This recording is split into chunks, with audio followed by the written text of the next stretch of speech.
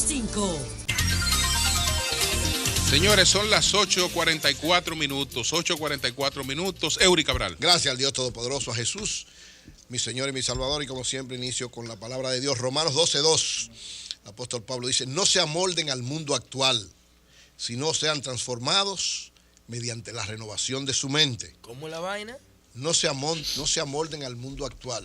No te conformes. Así es. Sean transformados mediante la renovación de la mente, porque así podrán comprobar la voluntad de Dios, que es buena, agradable y perfecta. Así José es. está de acuerdo con No, eso. José, Así claro. es y así será. Y eso me sirve de telón de fondo porque voy a hablar del discurso de ayer de Carlos Amarante Baré.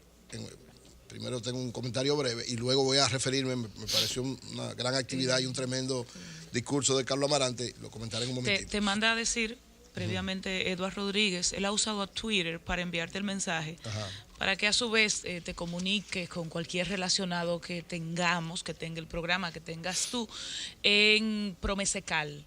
Porque Ahí Eduard está denuncia. Antonio Peña Mirabal, mi hermano y amigo. Eduard denuncia, Eduard Rodríguez, que no hay insulina en el Distrito Nacional. Él dice, es cierto, se puede terminar, pero es un producto muy vital, muy sensible. Me comunico con Antonio y Peña hacen Mirabal un en un llamado momentito. para que sea reabastecida de insulina. Atención, Antonio Peña Mirabal, director de Promesecal. Miren, lo primero es, yo pienso que la actitud del gobierno muy correcta en el día de ayer ante las firmas, ¿verdad?, que llevaron al Palacio el movimiento verde, el movimiento en contra de la impunidad y en contra de la corrupción. Yo creo que ahí el presidente Medina, el gobierno, demostró lo que hemos estado diciendo siempre, que Danilo no solo es un presidente que oye, sino que escucha. La diferencia entre oír y escuchar es el que te oye. Tú le dices las cosas y le entra por un oído y le sale por el otro, pero el que te escucha te pone atención, le da importancia a lo que tú eres y a lo que tú representas, aunque esté en desacuerdo contigo. Y el hecho de mandar esta comisión, como decía Aníbal que ahorita, una comisión muy representativa, es decir, estamos hablando del consultor jurídico del Poder Ejecutivo y 2 viceministras de la presidencia, pero no cualquiera viceministras, 2 viceministras de suma importancia.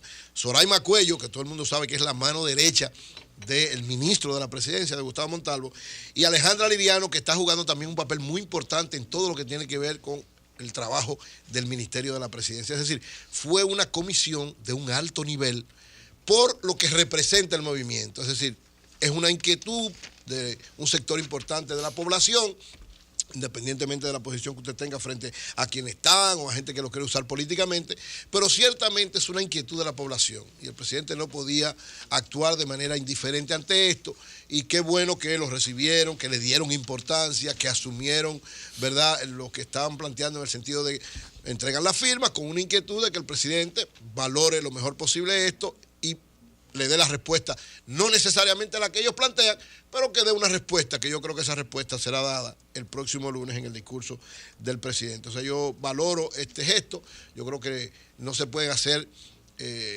oídos sordos a planteamientos que tienen mucha contundencia y razón, porque los planteamientos del Movimiento Verde tienen mucha contundencia y razón.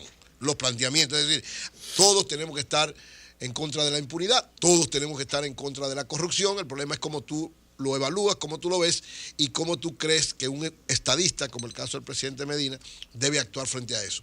En eso podemos tener diferencias, pero en el fondo todos estamos de acuerdo que hay que tratar de que la sociedad avance lo más posible, luche en contra de la impunidad y de la corrupción desde el punto de vista institucional de la mejor manera. Por otro lado, miren, ayer estuve en la actividad de la puesta en circulación del libro de Carlos Amarante Baré, Cartas a Juan Bosch, que se convirtió, desde mi punto de vista, en una especie de radiografía interesante del reto que tiene el Partido de la Liberación Dominicana en este tiempo. Carlos Amarante convocó una gran cantidad, lleno prácticamente, abarrotado el salón principal del Partido de la Liberación Dominicana, donde se reúne el Comité Central, con una gran cantidad de dirigentes del PLD, desde miembros del Comité Político, diputados, senadores, miembros del Comité Central, y una gran cantidad de invitados, entre los que estábamos nosotros.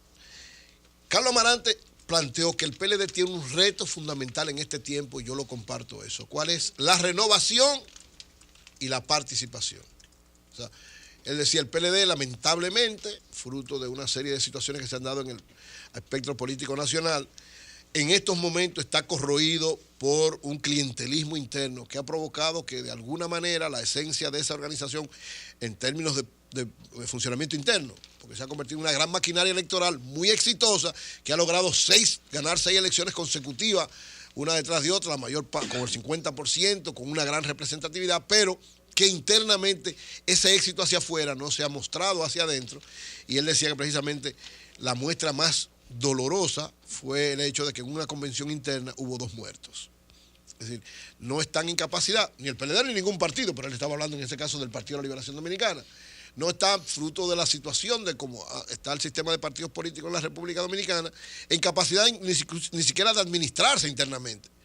Por eso la necesidad de que se apruebe la ley de partidos políticos, porque decía él, pensando nosotros en el 99, cuando nuevamente se van a elegir, en el caso del PLD y de todos los partidos, se van a tener que hacer convenciones internas para elegir candidatos, desde candidatos a representantes en los consejos de regidores hasta presidente de la República. Imagínense lo que pueda acontecer en el punto donde está la política, donde el dinero y los empleos son más importantes que las ideas y las transformaciones.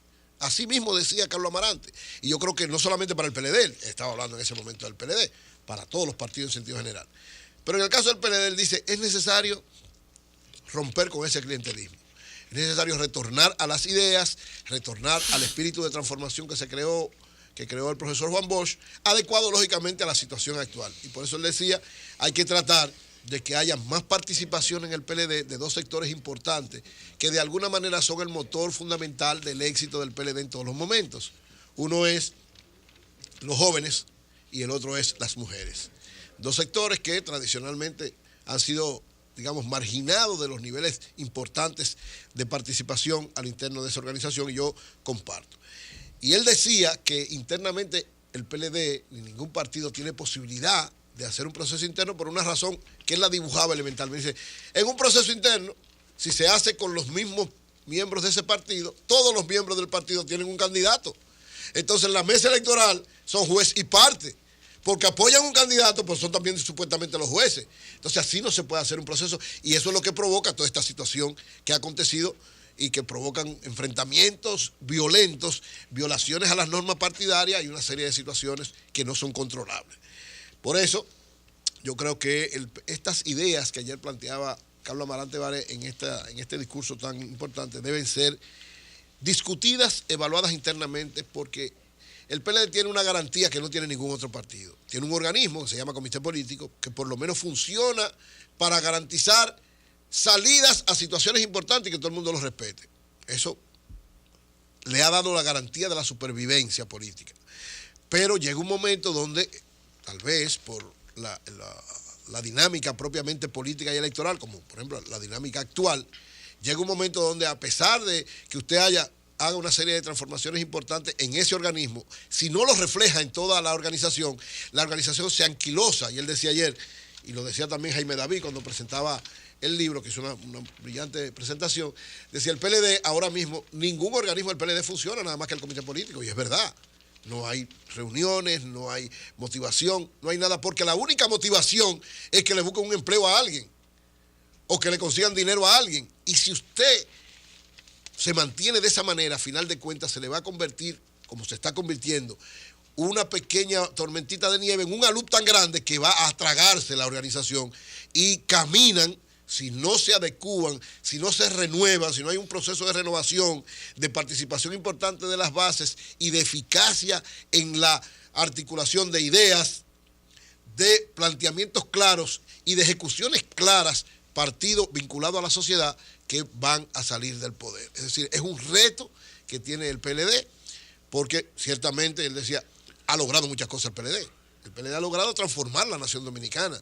Ha logrado, empezó cuando llegó al poder un Producto Bruto Interno de alrededor de 20.000 millones y ahora está en 70.000. Ha logrado modernizarlo, ha logrado llevarlo a los niveles más altos. Incluso ponía el ejemplo del presidente español, ¿cómo se llama? Rodríguez Zapatero. Rodríguez Zapatero, que en esto ha venido a República Dominicana en los últimos 20 años. 13 veces. Sí, 13 veces. Y en la última decía que él ha sido un testigo fehaciente de la transformación que ha tenido este país con la gestión del Partido de la Liberación Dominicana. Y es verdad. Ahora, Pablo Macchini ha dicho muchas veces, si tú no sabes manejarte con el éxito, tú puedes morir de éxito. Y el PLD está en esa encrucijada. O sea, la encrucijada en estos momentos es saber cómo actuar primero para empoderar a su propia militancia, para cambiar ese sentido clientelista que está en todo el proceso electoral, pero que el PLD es el que está dirigiendo el país. Y segundo, para hacer una buena articulación con la sociedad. Es decir, una cosa es dirigir el Estado. El PLD ha demostrado que es el partido que mejor dirige el Estado dominicano, pero tiene serias limitaciones en la vinculación con la sociedad.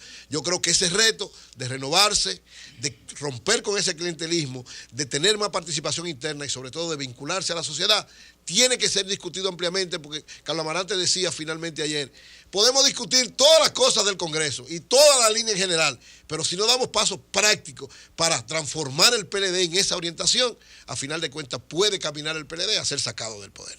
Son las 8:54.